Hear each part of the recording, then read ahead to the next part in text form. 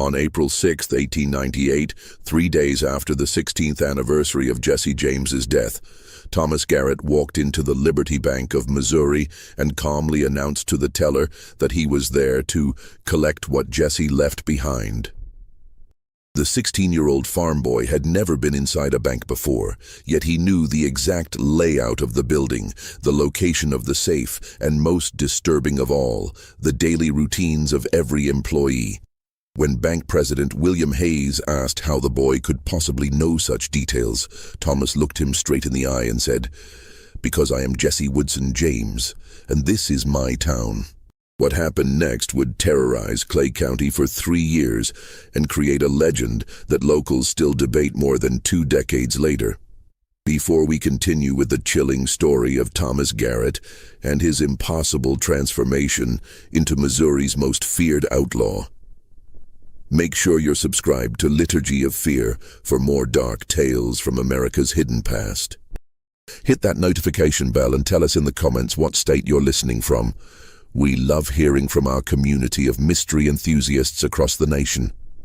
The young man who claimed to be Jesse James would go on to recreate the outlaw's most notorious crimes with terrifying accuracy, leading a gang of desperate men through a series of robberies that perfectly mirrored the original Jesse's methods.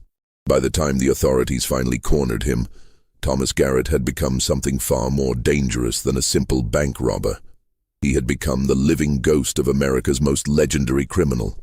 Thomas Garrett was born on April 6, 1882, in a modest farmhouse just outside Kearney, Missouri, exactly 3 days after Robert Ford shot Jesse James in the back at his home in St. Joseph. The timing was remarkable enough to draw comment from the midwife who delivered him, Sarah Mitchell, an elderly woman who had lived in Clay County for over 40 years and remembered the James boys from their childhood. The Garrett family had no connection to Jesse James or his gang. Thomas's father, Robert Garrett, was a hard-working farmer who had spent the Civil War years trying to keep his family fed rather than fighting for either side. His mother, Elizabeth, came from a respectable Methodist family in Independence and had never shown interest in the outlaw legends that fascinated so many Missouri residents. They were, by all accounts, decent, law-abiding people who raised their children to respect authority and work hard for honest wages. For the first 12 years of his life, Thomas appeared to be following in his parents' footsteps. He attended the one-room schoolhouse in Kearney 3 days a week, helped with farm chores, and showed no unusual interest in guns, horses, or the criminal exploits that had made Clay County famous throughout the nation. His teacher, Martha Hopkins, remembered him as a quiet but intelligent boy who read voraciously and showed particular aptitude for mathematics and geography. The transformation began subtly during the summer of 1894, when Thomas turned 12. His parents first noticed his newfound fascination with maps, particularly detailed surveys of Missouri's railroad lines and river crossings. He would spend hours studying these documents, tracing routes with his finger, and making notes in the margins that his parents couldn't understand. When asked about his interest, Thomas would simply say he was planning for the future. Around the same time, Thomas began demonstrating an unusual knowledge of firearms that his parents couldn't explain. Despite never having been taught to shoot, he could field strip and reassemble a Colt revolver with the speed and precision of an experienced gunman. When his father questioned him about these skills, Thomas claimed he had learned by watching other men, but Robert Garrett knew that his son had rarely left their farm and had never spent time around anyone with such expertise. More disturbing was Thomas's growing obsession with horses and riding techniques. The Garrett family owned 2 draft horses used for farm work, but Thomas began training himself in the kind of advanced horsemanship that only came from years of practice or natural talent that bordered on the supernatural. He could mount a moving horse, ride bareback at full gallop, and execute complex maneuvers that impressed even the most experienced riders in Clay County. By his 14th birthday, Thomas had also developed an encyclopedic knowledge of Clay County's geography that went far beyond what any local resident should possess. He knew every creek bed, every cave system, every abandoned building, and most importantly, every escape route that could be used to evade pursuit by law enforcement. When neighbors commented on his unusual familiarity with the area, Thomas would smile and say he had always been good at finding his way around places he'd never been before. The most unsettling change in Thomas's behavior was his growing interest in the Jesse James legend. He began collecting newspaper clippings about the outlaw, studying photographs of gang members, and asking detailed questions about crimes that had occurred before his birth. His parents initially dismissed this fascination as typical adolescent interest in notorious figures, but Thomas's knowledge went far beyond what could be learned from published accounts. The first clear indication that Thomas Garrett was becoming something more dangerous than a curious teenager came on a cold February evening in 1896, 2 months before his 14th birthday.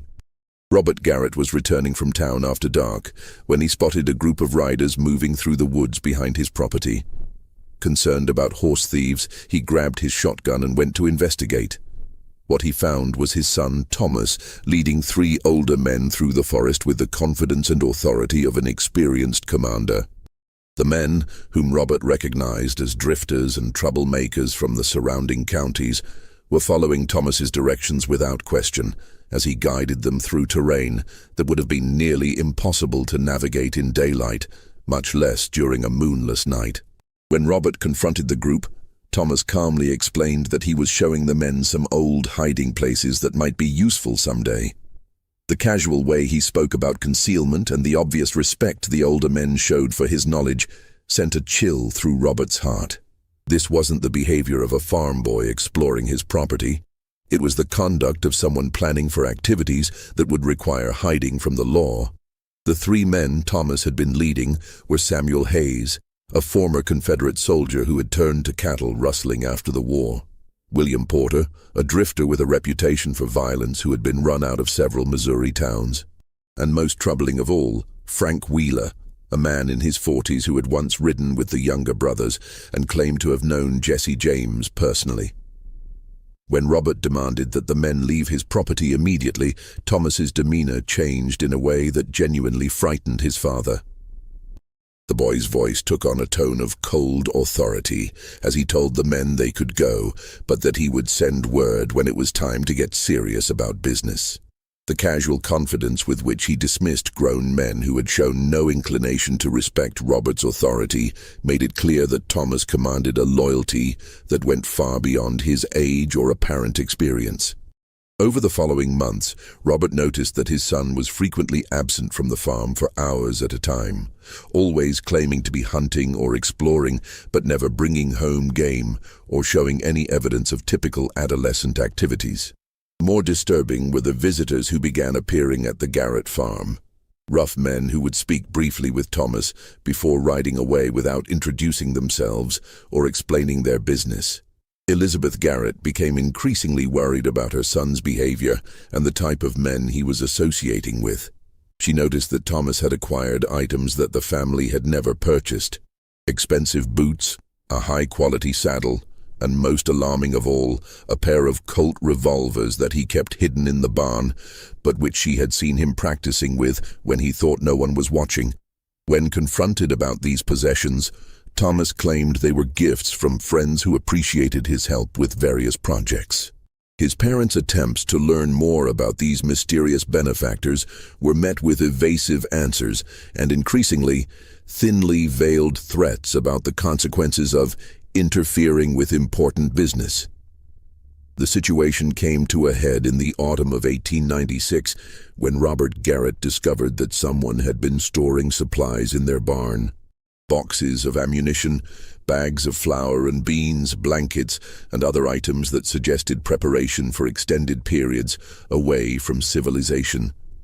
When he confronted Thomas about these discoveries, his son's response was both chilling and illuminating.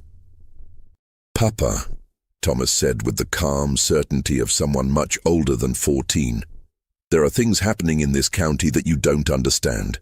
Important things that require careful planning and the right kind of men. I've been chosen to lead something that's bigger than this farm, bigger than this family, and bigger than anything you can imagine. You can either support me or stay out of my way." But you cannot stop what's already begun. The moment that transformed Thomas Garrett from a disturbing teenager into a local legend occurred on April 3rd, 1898, the 16th anniversary of Jesse James's death. Thomas, now 16 years old and standing nearly 6 feet tall, with the lean, dangerous look of a seasoned gunfighter, called together the men who had been gathering around him for the past 2 years. The meeting took place in the abandoned barn about 5 miles from the Garrett farm, a location that Thomas had selected because it offered multiple escape routes and couldn't be approached without being seen from a considerable distance. The men who answered his summons represented a cross-section of Missouri's criminal element.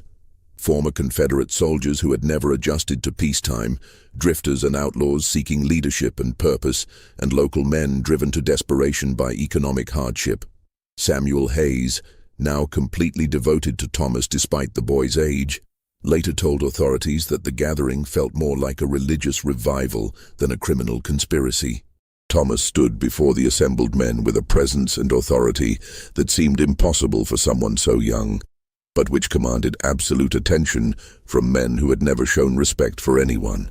"Gentlemen," Thomas began, his voice carrying clearly through the barn despite the wind howling outside, "you have followed me for 2 years because you recognized something in me that you couldn't name. Tonight I'm going to tell you exactly what that something is. And I'm going to give you the chance to be part of something that will make us all legends." He paused, letting his gaze move across each face in the flickering lamplight before continuing. "My name is not Thomas Garrett. That was just the name given to the body I was born into 16 years ago.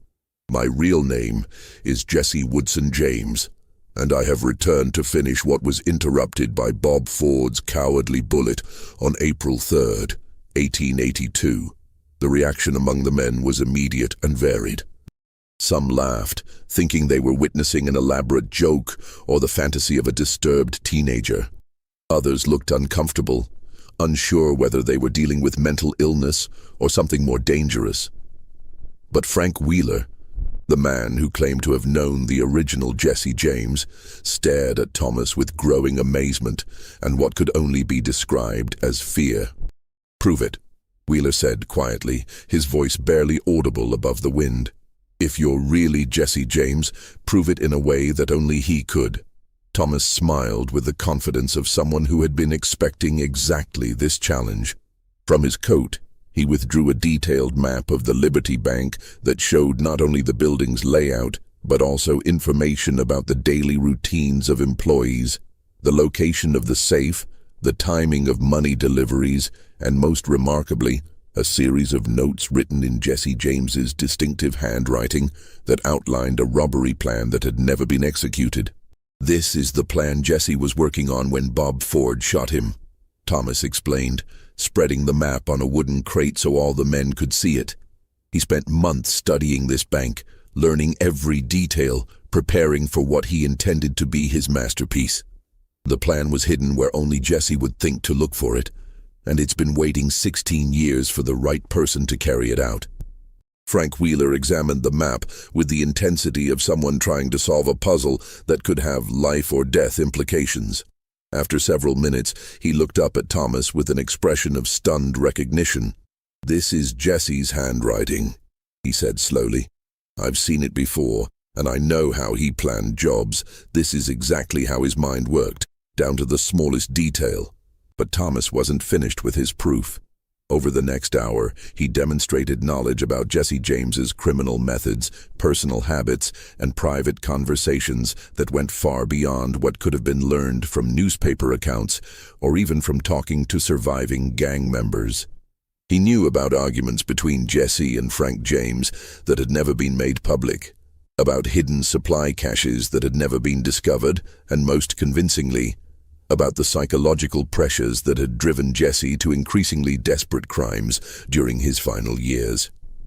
More disturbing than his knowledge was Thomas's behavior during this meeting. His manner of speaking, his gestures, even his way of moving around the barn perfectly matched descriptions of Jesse James that had been recorded by witnesses to his crimes. It was as if the 16-year-old farm boy had completely disappeared.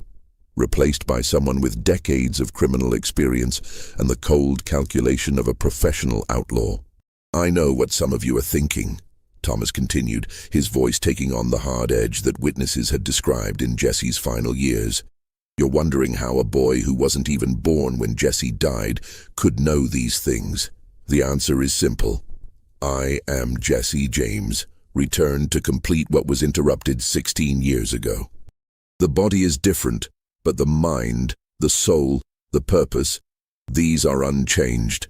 By the end of that night, Thomas had convinced 8 men to join what he called the New James Gang. These weren't impressionable young men seeking adventure. They were hardened criminals and desperate individuals who had seen enough of the world to recognize genuine leadership when they encountered it. The fact that such men were willing to follow a 16-year-old boy suggested either remarkable charisma or something far more unsettling. 3 days after his declaration to the assembled gang, Thomas Garrett walked into the Liberty Bank with the confidence of someone who had been planning this moment for 16 years. It was exactly 2:30 in the afternoon, the precise time when the bank would have the most cash on hand but the fewest customers, just as his mysterious plan had indicated. The robbery itself was a masterpiece of timing and execution that demonstrated knowledge of criminal techniques far beyond what any 16-year-old should possess. Thomas entered the bank alone, approached teller Margaret Sullivan with a friendly smile, and politely asked to speak with Bank President William Hayes about a business matter involving some old debts. When Hayes emerged from his office, Thomas's demeanor changed completely. His voice dropped to the cold, commanding tone that witnesses would later describe as unnaturally mature and absolutely terrifying coming from someone so young. He informed Hayes that he was there to collect money that had been borrowed from Jesse James years earlier, and that the debt had now come due with interest. The most unsettling aspect of the robbery was Thomas's intimate knowledge of the bank's operations.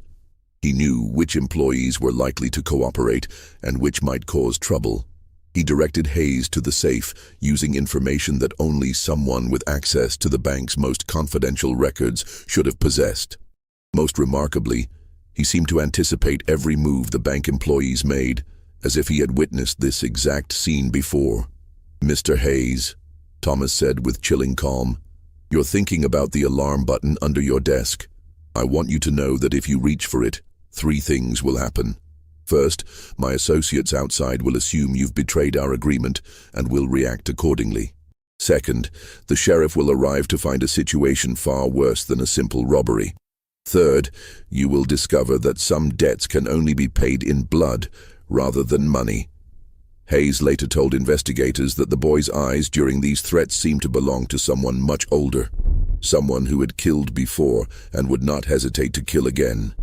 Despite Thomas's youth, the bank president found himself completely convinced that resistance would result in violence that would make the robbery seem trivial by comparison.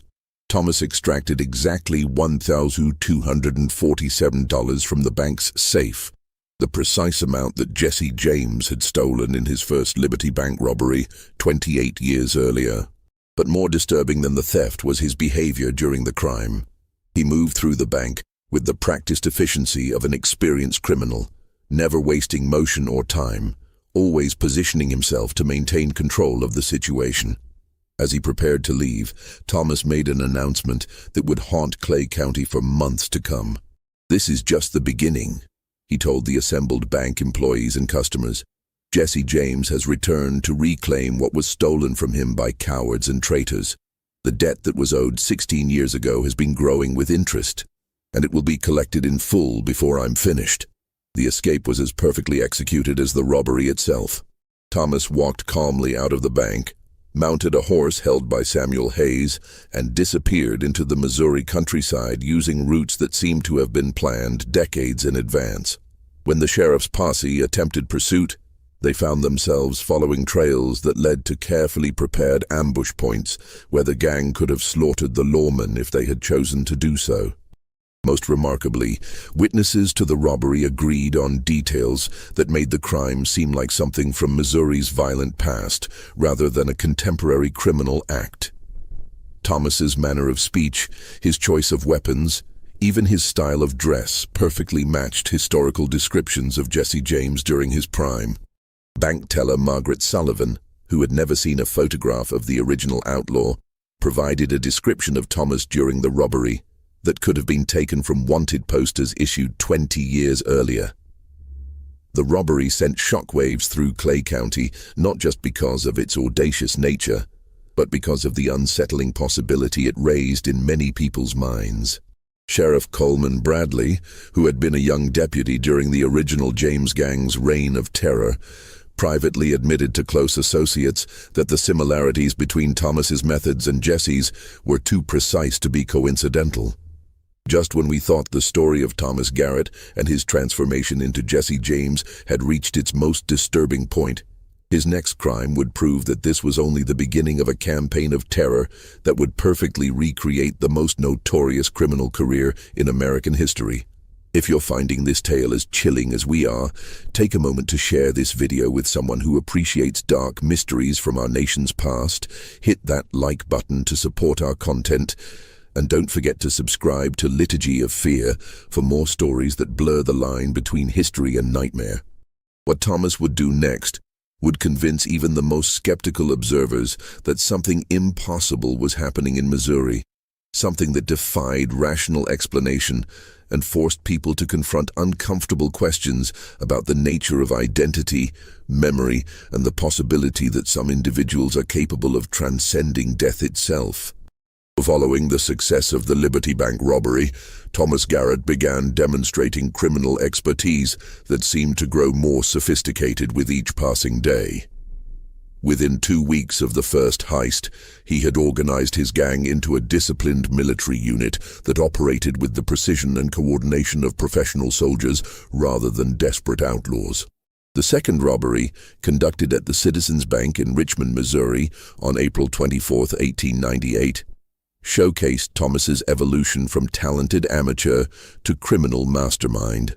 The job required crossing 3 counties, coordinating the movements of 12 men, and executing a complex plan that involved multiple diversions, precise timing, and escape routes that demonstrated intimate knowledge of terrain that Thomas should never have seen before.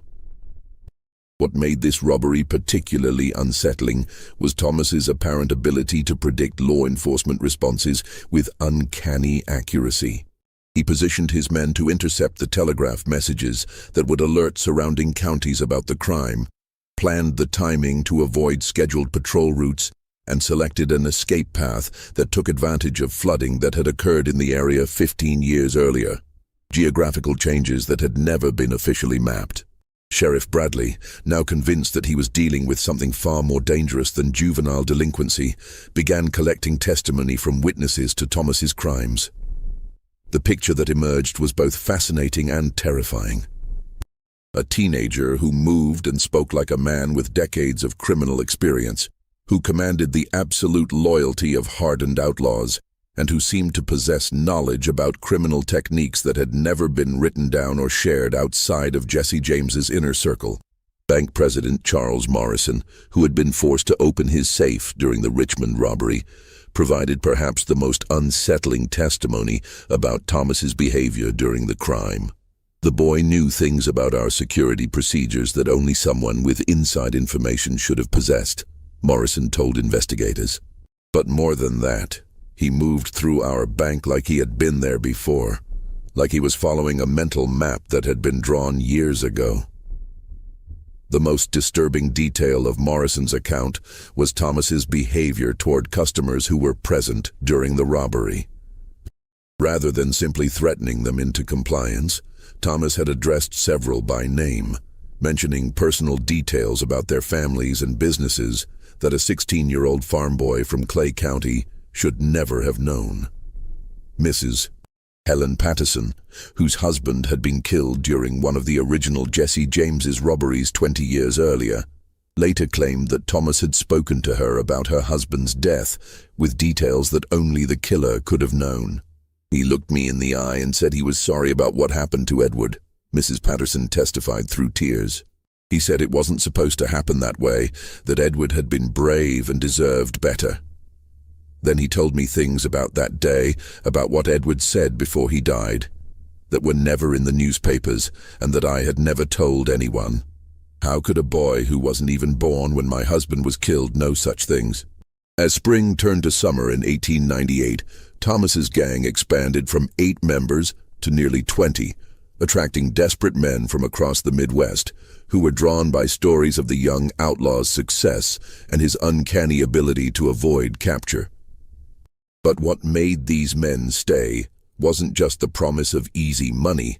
It was Thomas's leadership style, which perfectly matched historical accounts of Jesse James's ability to inspire fanatical loyalty among his followers. Frank Wheeler, who had become Thomas's unofficial second-in-command, provided authorities with insights into the gang's internal dynamics that were deeply troubling. According to Wheeler, Thomas didn't just plan and execute robberies, he had recreated the entire culture and methodology of the original James gang, down to details that had never been made public. He knows things about how Jesse ran his operations that were never written down anywhere, Wheeler explained during his eventual confession to authorities. The way he talks to the men, the way he plans jobs, even the way he sits on his horse. It's all exactly like Jesse used to do it. I rode with the real Jesse James for 2 years, and I'm telling you that this boy is either Jesse come back from the dead, or he somehow learned things that died with Jesse in 1882. The gang's third major robbery, conducted at the Bank of Lexington on July 12, 1898, demonstrated Thomas's growing confidence and his willingness to take risks that bordered on the suicidal. Rather than hitting a small-town bank with minimal security, he chose to rob the largest financial institution between Kansas City and St. Louis during the middle of the day, when the building would be crowded with customers and employees. The job required splitting his gang into 3 groups, coordinating their movements across a busy downtown area, and executing a plan that allowed for dozens of variables that could have gone wrong at any moment. The fact that Thomas pulled it off without a single casualty or significant complication suggested either incredible luck or the kind of experience that only came from years of professional criminal activity. But what truly terrified witnesses to the Lexington robbery was Thomas's behavior during the crime itself. Rather than the nervous energy typical of young criminals, he displayed the cold professionalism of someone who had done this many times before. Bank teller William Foster, who had worked in financial institutions for over 20 years, later described Thomas's demeanor as unnaturally calm, like someone who was following a script he had memorized perfectly. As 1898 progressed into autumn, people who had known Thomas Garrett since childhood began reporting changes in his behavior that went far beyond simple criminal activity. His manner of speaking had evolved to match historical accounts of Jesse James's distinctive vocal patterns, including specific pronunciations and phrases that were characteristic of Missouri in the 1860s rather than the 1890s. Dr. Samuel Harrison, who had treated Thomas for a broken arm when the boy was 10 years old, encountered him by chance in Liberty during September 1898 and was shocked by the transformation. It wasn't just that he had grown taller or stronger, Dr. Harrison later testified. His entire personality had changed. The quiet, respectful boy I had known was gone, replaced by someone who carried himself like a man who had killed people and expected to kill more. When he looked at me, it was with the eyes of someone much older, someone who had seen things that no 16-year-old should have experienced. More unsettling were reports from Thomas's family about changes in his behavior at home. Elizabeth Garrett, who had been trying desperately to maintain some connection with her son despite his criminal activities, noticed that Thomas had begun speaking about events from the 1860s and 1870s as if he had personal memories of them. He would make casual references to battles from the Civil War, describe people who had died before his birth as if he had known them personally, and demonstrate knowledge about historical events that went far beyond what could be learned from books. He started talking about the war like he had been there, Elizabeth told her pastor, Reverend Samuel Mitchell, during one of many conversations about her son's troubling transformation. Not like someone who had read about it or heard stories. but like someone who remembered the smell of gunpowder and the sound of dying men. He would describe battles in detail, talk about commanders by their first names, and sometimes he would just stare off into the distance like he was seeing ghosts that only he could perceive. Robert Garrett's attempts to confront his son about these changes led to conversations that convinced him he was no longer dealing with the child he had raised. During one particularly disturbing encounter in October 1898, Thomas had responded to his father's pleas to abandon his criminal career with a lecture about the economic and political forces that had shaped Missouri during Reconstruction. Topics that required sophisticated understanding of history, economics, and politics that far exceeded Thomas's formal education. "Papa, you don't understand what this is really about," Thomas had said, with the patient tone of someone explaining complex matters to a child. "This isn't just about robbing banks or proving something to myself. This is about finishing something that was started 30 years ago, something that was interrupted by cowardice and betrayal. There are debts that have to be paid, scores that have to be settled, and justice that has been delayed for far too long." When Robert asked his son to explain what he meant by these cryptic references, Thomas's response was both enlightening and terrifying. He described in detail the economic devastation that had followed the Civil War, the corruption of Reconstruction politics, and the personal vendettas that had driven the original Jesse James to his criminal career. But more than just reciting historical facts, Thomas spoke about these events with the emotional intensity of someone who had lived through them and been personally affected by their consequences. Perhaps most disturbing was Thomas's evolving relationship with violence. Witnesses to his early robberies had noted his reluctance to use unnecessary force and his apparent concern for the safety of innocent bystanders. But as 1898 wore on, Thomas began displaying a casual attitude toward brutality that matched historical accounts of Jesse James's psychological deterioration during his final years. The change became apparent during the gang's fourth major robbery, conducted at the First National Bank of Warrensburg on November 3, 1898. When bank guard Henry Sullivan attempted to draw his weapon during the heist, Thomas's response was swift and merciless. He shot Sullivan in the shoulder with the same emotionless efficiency that witnesses had described in Jesse James's later crimes. It wasn't the act of violence itself that was so disturbing, Bank President Marcus Thompson later testified. It was the complete lack of emotion the boy showed. He shot a man, watched him fall, and then continued with the robbery as if nothing significant had happened. There was no anger, no excitement, no regret. Just the cold professionalism of someone who had done this many times before. But what truly convinced observers that something impossible was happening was Thomas's response when Sullivan, bleeding on the bank floor, looked up at him and whispered, "Jesse." Thomas paused in his collection of money from the safe, looked down at the wounded man, and replied, "Hello, Henry. It's been a long time since Northfield." The reference was to the Jesse James gang's disastrous 1876 raid on Northfield, Minnesota, where Henry Sullivan had worked as a bank guard before moving to Missouri. Sullivan had never spoken publicly about his role in that famous battle, and there was no way that a 16-year-old boy born 6 years later could have known about the connection. As 1899 began, Thomas Garrett had become the most wanted criminal in Missouri, with a bounty on his head that exceeded the original price offered for Jesse James. But rather than going into hiding or fleeing to safer territory, Thomas announced his intention to complete what he called Jesse's unfinished business through a series of increasingly audacious crimes that seemed designed to recreate the original outlaw's most famous exploits. The announcement came in the form of a letter delivered to the offices of the Kansas City Star on January 15, 1899. Written in the same distinctive handwriting that had been found on Jesse James's personal documents, the letter outlined Thomas's plans for the coming year and included specific threats against individuals who had been involved in Jesse's downfall 16 years earlier. To the people of Missouri, the letter began, Jesse James was murdered by cowards who sold their honor for reward money. The men who conspired in this betrayal have lived 16 years thinking they were safe from justice. They were wrong. The debt they incurred will be paid in full before this year ends, and Missouri will remember that some crimes cannot be forgiven or forgotten. The letter went on to list specific targets. Robert Ford had been killed in 1892, but his surviving family members were marked for what Thomas called appropriate consequences.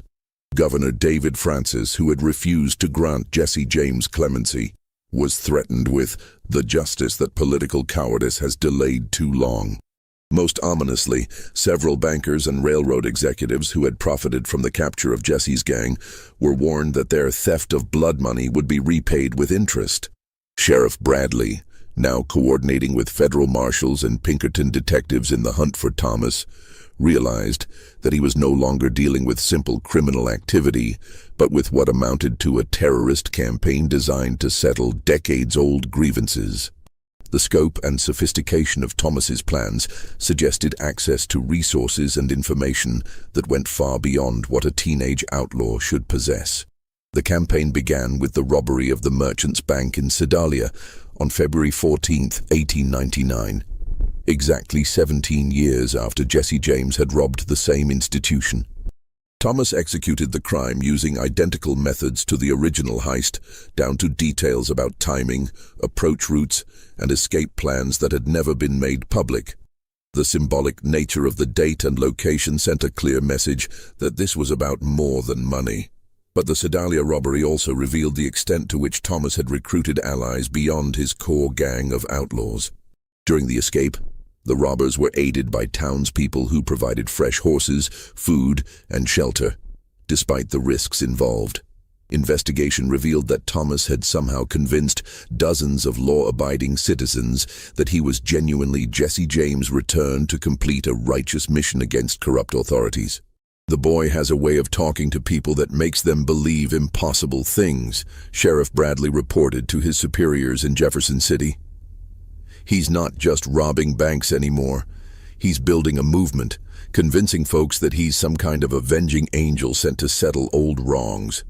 We're not just dealing with a criminal gang anymore. We're facing something that could turn into a full-scale uprising if we don't stop it soon." The federal response was swift and overwhelming.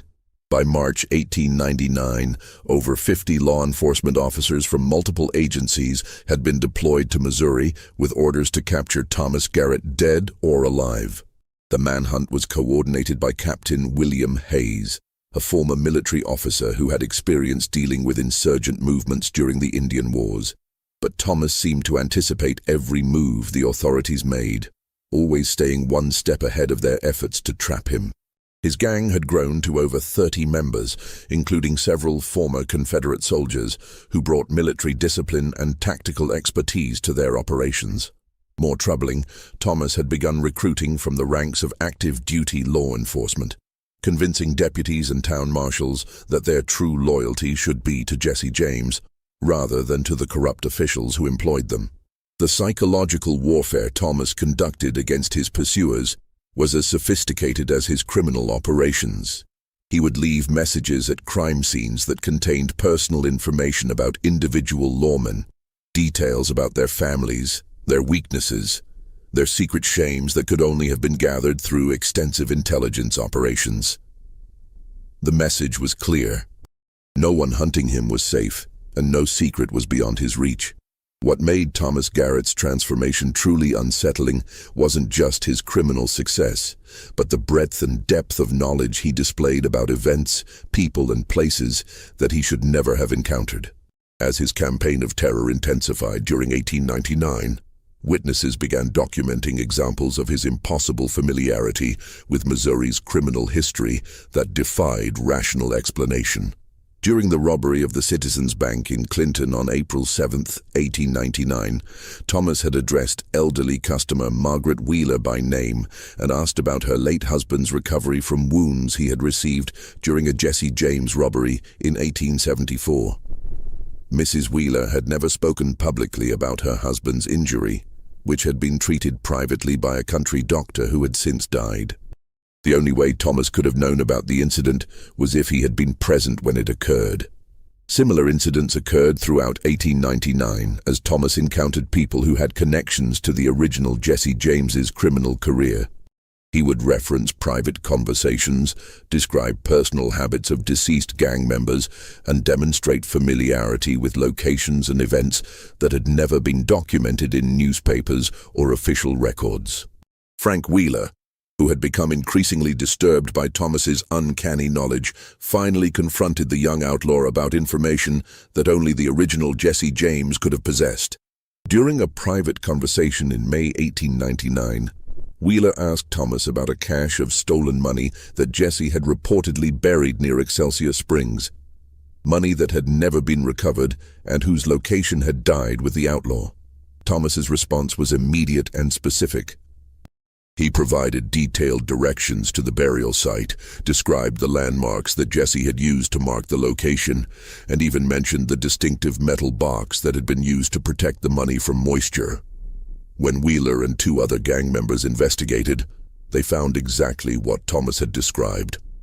$3,400 in gold and silver coins buried in the precise location he had indicated. "There's no way that boy could have known about that money," Wheeler later told authorities during his eventual surrender. "Jesse never told anyone where it was buried, not even Frank James. The only person who could have found it was someone who had buried it himself 16 years ago." Even more disturbing were Thomas's accurate predictions about law enforcement activities. He seemed to know in advance which routes patrols would take, which informants were providing information to authorities, and which safe houses had been compromised. During one particularly remarkable incident in June 1899, Thomas warned his gang to avoid a specific area near Independence because the Pinkertons are setting up an ambush there tomorrow morning at dawn. When gang members asked how he could know such specific information about enemy movements, Thomas's response was characteristically enigmatic. "I've been running from these same men for over 30 years. I know how they think, how they plan, and how they try to trap people like us. Some knowledge doesn't die just because the body does." The federal agents hunting Thomas began to suspect that he had access to inside information from sources within law enforcement agencies. But despite extensive investigations, they could never identify any specific individuals who might be providing intelligence to the gang. The alternative explanation, that a 19-year-old farm boy possessed supernatural knowledge about criminal activities that had ended before his birth, was too impossible for rational men to accept. Yet the evidence continued to accumulate. During the robbery of the Farmers' Bank in Butler on July 23, 1899, Thomas had walked directly to a specific floorboard and removed a hidden compartment containing the bank's emergency cash reserve. Bank President Charles Morrison later testified that the hiding place had been installed 15 years earlier, and that knowledge of its existence was limited to himself and one deceased partner who had helped design the security measures. "The boy knew exactly where to look," Morrison told investigators with obvious bewilderment. "He didn't search or experiment. He walked straight to that board like he had hidden the money there himself. When I asked how he knew about our secret cache, he just smiled and said that Jesse had always been good at finding where people hid their valuables." By the autumn of 1899, Thomas Garrett had accomplished something that law enforcement officials found more threatening than his individual crimes. He had created a network of supporters and collaborators that extended far beyond his immediate gang. Farmers offered shelter and supplies, merchants provided information about valuable shipments, and even some members of respectable society had begun contributing to what they saw as a righteous campaign against corrupt institutions. The transformation of public opinion was perhaps Thomas's most remarkable achievement. Through carefully crafted public statements and symbolic gestures, he had repositioned himself from a common criminal to a folk hero, continuing Jesse James's battle against economic oppression and political corruption. His robberies targeted banks and railroads that were genuinely unpopular with ordinary citizens, and his treatment of common people during crimes was consistently respectful and even generous. During the robbery of the Missouri Pacific train near Otterville on September 12, 1899, Thomas ordered his gang to return money and valuables to passengers who appeared to be working-class individuals struggling to make ends meet. Wealthy travelers were relieved of their possessions, but poor farmers and laborers were treated with courtesy and sometimes given small amounts of money from the gang's proceeds. He looked at my calloused hands and asked what kind of work I did, recalled passenger William Hoffman, a blacksmith from Jefferson City. When I told him I was traveling to see my sick mother, he handed me $20 and told me to make sure she got proper medical care. Then he apologized for the inconvenience and wished my mother a swift recovery. It was the strangest robbery I could imagine. This carefully cultivated public image made Thomas's capture increasingly difficult. Communities that should have been cooperating with law enforcement instead provided protection and assistance to the gang. Tips about planned raids were leaked to Thomas's supporters, safe houses were offered by respectable citizens, and a general atmosphere of non-cooperation made the manhunt nearly impossible to conduct effectively. Sheriff Bradley found himself fighting not just a criminal organization, but a popular movement that viewed Thomas as a legitimate heir to Jesse James's legacy. "We're not just chasing outlaws anymore," he reported to Governor Francis in October 1899. "We're fighting a legend that grows stronger every time we fail to capture him." The boy has convinced half of Missouri that he's some kind of avenging angel, and the other half is too scared to oppose him. The psychological impact of Thomas's campaign extended far beyond Missouri's borders.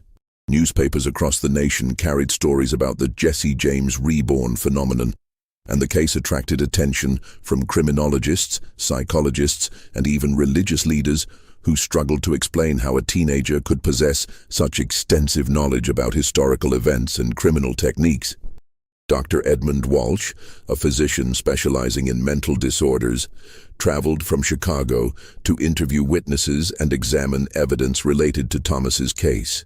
His conclusions, published in the American Journal of Psychological Medicine in December 1899, raised more questions than they answered. The subject displays knowledge and behavioral patterns that cannot be explained through conventional understanding of human psychology, Dr. Walsh wrote. Either this individual has accessed information through unknown means, or we must consider the possibility that human consciousness is capable of phenomena that current scientific knowledge cannot account for. The end of Thomas Garrett's extraordinary criminal career began with an act of betrayal that perfectly mirrored the circumstances surrounding Jesse James's death 16 years earlier. Samuel Hayes, who had been Thomas's most trusted lieutenant since the early days of the gang, began secretly negotiating with federal authorities about the terms of surrender and the substantial reward money that had been offered for Thomas's capture. The betrayal was motivated by more than simple greed. Hayes had become increasingly disturbed by Thomas's behavior during the final months of 1899, particularly his growing willingness to use violence against anyone who questioned his authority or threatened his plans. The young man who had once shown concern for innocent bystanders had evolved into someone capable of cold-blooded murder when his objectives required it. He wasn't the same person I had started following, Hayes later explained to authorities. Something had changed in him, something dark and dangerous that made him more like the worst stories about Jesse James, rather than the romantic figure people remembered. He started talking about killing people who had crossed him, about settling scores that went back decades, and I realized that I was following someone who had become genuinely evil. The specific incident that convinced Hayes to betray Thomas occurred during the gang's final robbery, conducted at the Bank of Versailles on March 15, 1900. When elderly bank clerk Robert Chen attempted to trigger an alarm, Thomas shot him without hesitation or apparent emotion. But it was Thomas's behavior after the shooting that truly horrified Hayes and several other gang members. Standing over Chen's dying body, Thomas had looked down with what witnesses described as satisfaction rather than regret, and said, "That's what happens to people who don't understand that some debts can only be paid in blood." The casual cruelty of the statement, combined with Thomas's obvious pleasure in the violence, convinced Hayes that he was no longer following the same person who had recruited him 3 years earlier. Hayes's negotiations with Captain William Hayes, no relation, of the federal marshals were conducted in absolute secrecy over a period of several weeks. The plan that emerged was designed to minimize casualties while ensuring that Thomas could not escape to continue his criminal career. Most importantly, Hayes insisted that the capture attempt be conducted in a way that would allow Thomas to be taken alive, if possible, partly out of lingering loyalty, and partly because so many questions about his impossible knowledge remained unanswered. The location chosen for the trap was a farmhouse near Liberty, where Thomas had been hiding while planning what he called the job that will make Jesse James immortal forever.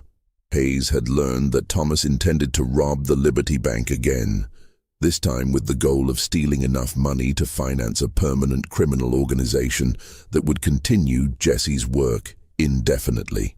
On April 3, 1900, exactly 18 years after Jesse James's death and Thomas's birth, federal marshals surrounded the farmhouse where Thomas was meeting with his remaining followers. The timing was symbolic rather than coincidental. Hayes had specifically chosen the date because he believed it might have psychological significance for someone who claimed to be Jesse James reincarnated. The siege began at dawn with Captain Hayes calling for Thomas's surrender through a speaking trumpet. The response came in Thomas's voice, but with an edge of desperate fury that witnesses had never heard before. "You want Jesse James? Come and take him, but know that you'll pay the same price that everyone else has paid for betraying me." The final battle between Thomas Garrett and federal law enforcement lasted nearly 6 hours and demonstrated the tactical expertise that had made him so difficult to capture during his 3-year criminal career. Despite being outnumbered 3-1 and surrounded by experienced lawmen, Thomas and his remaining gang members managed to hold their position while inflicting casualties that shocked their pursuers. Thomas's behavior during the siege convinced even skeptical observers that something extraordinary was taking place. Rather than the panicked desperation typical of cornered criminals, he displayed the calm professionalism of someone who had faced similar situations many times before. His commands to his followers were precise and effective, his use of available cover was masterful, and his tactical decisions consistently outmaneuvered opponents with superior training and equipment. "The boy fought like someone who had been in battles before," Captain Hayes reported in his official account of the siege. "Not like a teenager who had learned about gunfighting from dime novels, but like a veteran who knew exactly how to use terrain, timing, and psychology to maximum advantage. If I hadn't known better, I would have sworn I was fighting someone with decades of military experience." More unsettling were the personal comments Thomas shouted at individual lawmen during breaks in the fighting. He seemed to know details about their backgrounds, their families, and their previous cases that he should never have been able to learn. Several officers reported that Thomas addressed them by name despite never having met them before, and that he made references to their past activities that suggested extensive intelligence gathering or impossible access to confidential information. As the siege continued through the afternoon, Thomas's ammunition and options began to run low. One by one, his remaining followers were killed or wounded, until only Thomas himself remained alive inside the farmhouse. But rather than surrendering or attempting a desperate escape, he began shouting statements that would be remembered and debated for decades to come. "You think killing this body will end what Jesse James started?" His voice carried clearly across the farmyard to the assembled lawmen. "You're wrong. You killed me once before, and look how that turned out. Death is just another kind of prison, and I've already proven that some prisoners can't be held forever." The final assault on the farmhouse was led by Captain Hayes personally, who had become convinced that Thomas represented a threat that went beyond conventional criminal activity. As federal marshals closed in from multiple directions, Thomas made his last stand in the building's main room, fighting with skills that seemed impossible for someone his age. The end came suddenly and violently. Cornered and out of ammunition, Thomas drew a revolver and began firing with accuracy that allowed him to wound 2 more officers before Captain Hayes managed to get close enough for a killing shot. But even in death, Thomas Garrett managed to deliver one final chilling message. As he lay dying on the farmhouse floor, blood spreading from the wounds that would end his extraordinary life, Thomas looked directly at Captain Hayes and spoke his final words with perfect clarity. "This isn't over. Jesse James doesn't stay dead, and the people who killed him don't get to live in peace. Remember that when you're trying to sleep at night." He died at exactly 6:47 p.m. on April 3, 1900, 18 years to the day after Jesse James had been shot by Robert Ford. The timing seemed too perfect to be coincidental, but no one could explain how Thomas had managed to orchestrate his death to match such symbolically significant circumstances. Just when we thought the story of Thomas Garrett had ended with his death, the aftermath would reveal evidence that would disturb investigators for years to come and create a legend that Clay County residents still discuss more than 2 decades later. Share this video with someone who appreciates the darkest chapters of American history. Hit that like button if this tale has kept you on the edge of your seat, and subscribe to Liturgy of Fear for more stories that challenge everything we think we know about the nature of identity and death. What authorities found when they searched Thomas's belongings would raise questions that remain unanswered to this day. Questions about how a farm boy from Missouri could have possessed knowledge that died with America's most notorious outlaw 18 years before Thomas was even born. The search of Thomas Garrett's personal effects following his death revealed a collection of items that federal investigators initially assumed must be forgeries or reproductions created to support his Jesse James impersonation. However, detailed examination by handwriting experts, historians, and even former associates of the original Jesse James confirmed that many of these artifacts were genuine, objects that had belonged to the real outlaw and had been missing since his death in 1882.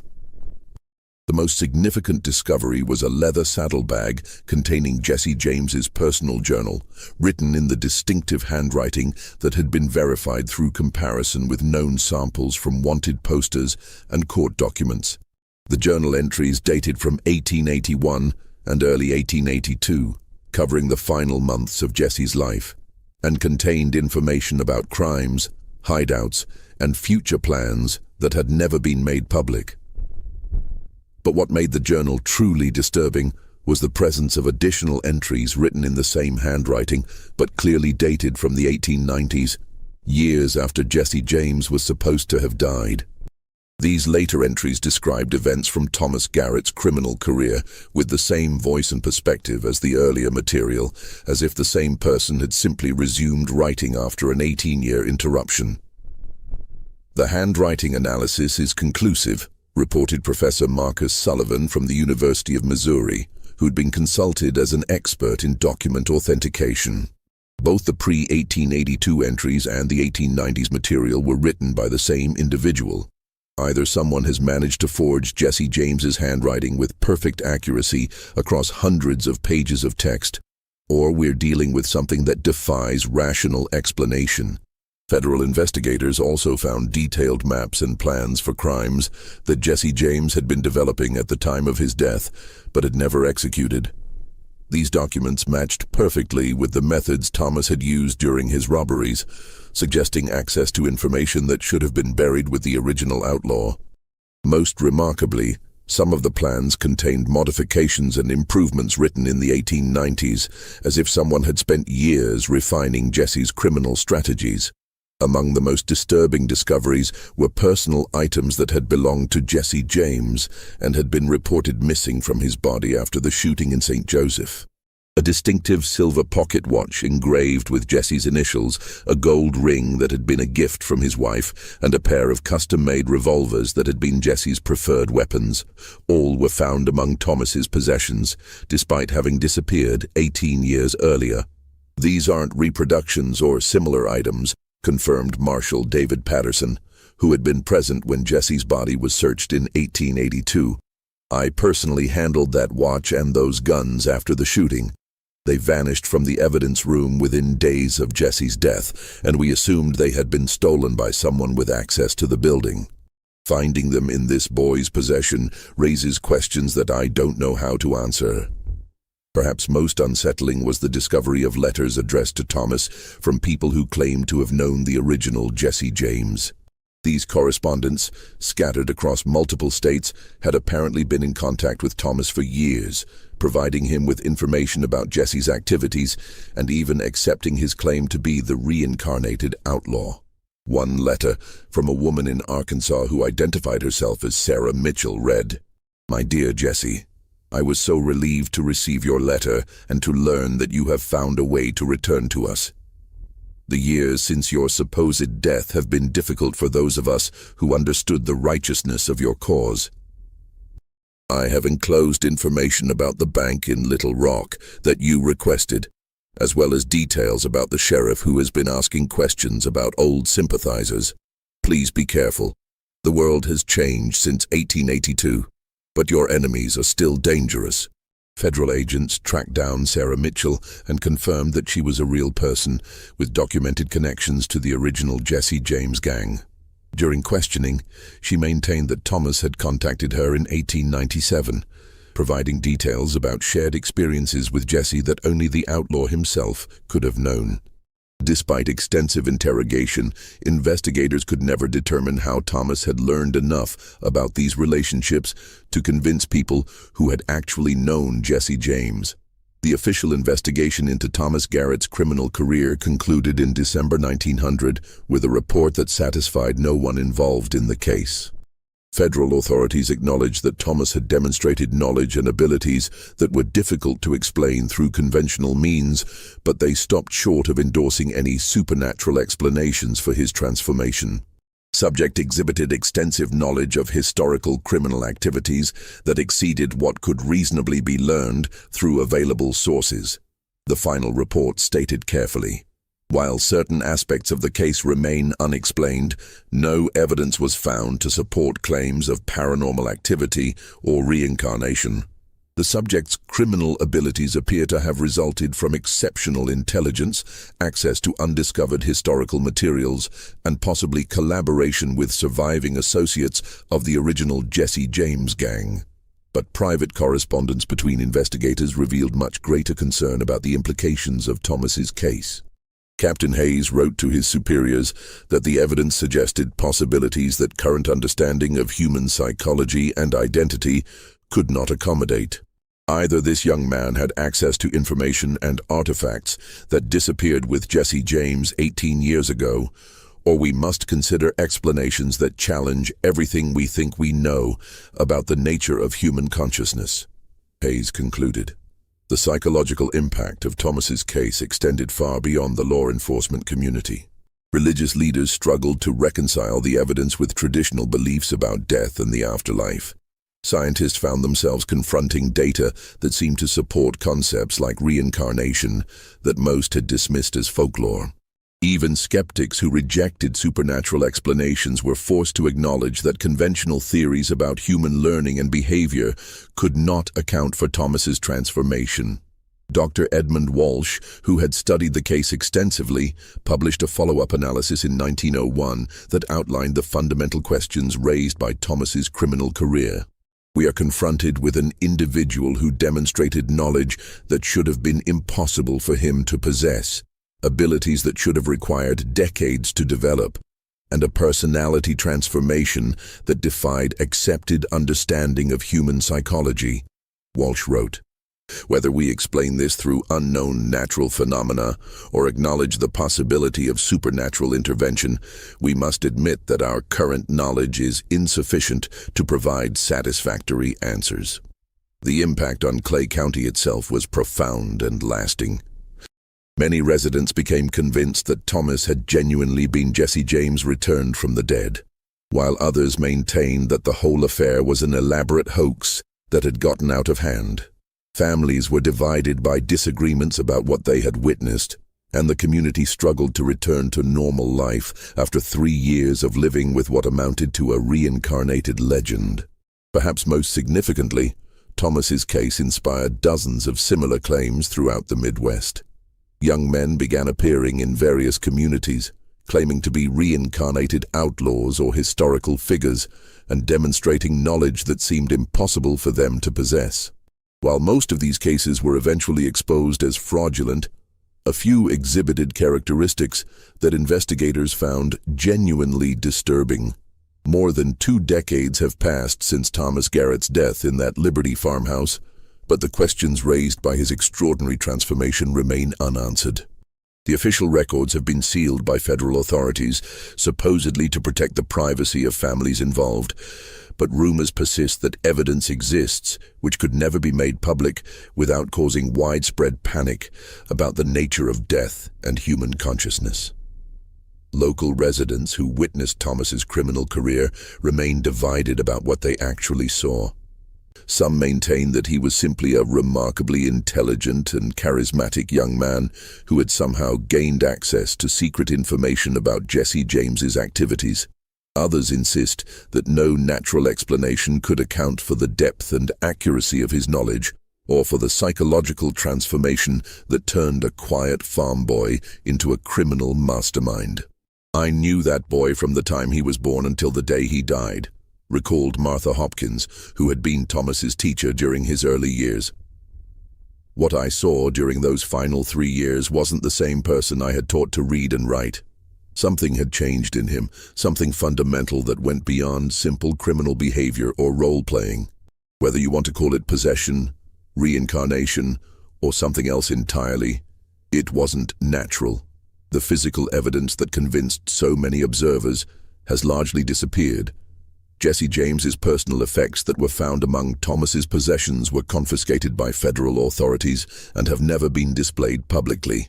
The journal containing entries from both Jesse's lifetime and Thomas's criminal career was classified as evidence in an ongoing investigation and removed from public access. Even photographs of Thomas during his outlaw years were collected and suppressed, officially to prevent copycat criminals from using his image for their own purposes. But stories persist about people who knew Thomas during his transformation, who witnessed his impossible knowledge and uncanny abilities, and who remain convinced that they experienced something that defied rational explanation. These accounts, passed down through families and shared in whispered conversations, have created a legend that continues to grow despite official efforts to minimize its significance. The question that haunts Clay County to this day is whether Thomas Garrett was simply an exceptional criminal who managed to access lost historical information, or whether his case represents evidence of phenomena that current understanding cannot explain. Did Jesse James somehow return from the dead to complete his criminal career through the body of a farm boy born at the moment of his death? Or was Thomas simply a disturbed young man who managed to convince himself and others that he was someone he could never actually become? The truth may never be known with certainty. The official records remain sealed, the physical evidence has been removed from public access, and most of the witnesses to Thomas's transformation have taken their stories to their graves. But the legend of the farm boy who became Jesse James continues to circulate through Missouri, growing more elaborate with each telling and inspiring new generations of people who want to believe that death is not the end of human ambition, and that some individuals are too powerful to be contained by mortality. What do you think about this extraordinary tale from America's criminal past? Could Thomas Garrett really have been Jesse James reincarnated, returned to complete the mission that was interrupted by an assassin's bullet in 1882? Or was this simply an elaborate case of mistaken identity and wishful thinking that created a legend more powerful than the truth it was built upon? The evidence points in multiple directions, and perhaps that ambiguity is what makes the story so compelling and so disturbing. This mystery shows us that the line between history and legend is often thinner than we might expect, and that some questions about human nature and the boundaries of death may never be answered to everyone's satisfaction. Whether Thomas Garrett was a criminal genius, a deluded young man, or something far more extraordinary, his story forces us to confront uncomfortable possibilities about the nature of identity, consciousness, and the power of belief to shape reality. If you found this tale as fascinating as it is unsettling, share this video with someone who appreciates the darkest mysteries from American history. Hit that like button to support our exploration of cases that challenge everything we think we know about life and death. and subscribe to Liturgy of Fear for more stories that blur the boundaries between the possible and the impossible. Leave your thoughts in the comments below. Do you believe Thomas Garrett was really Jesse James reborn? Or was this simply one of history's most elaborate cases of mistaken identity? Until next time, remember that some legends refuse to stay buried, and that the most disturbing stories are often those that might actually be true.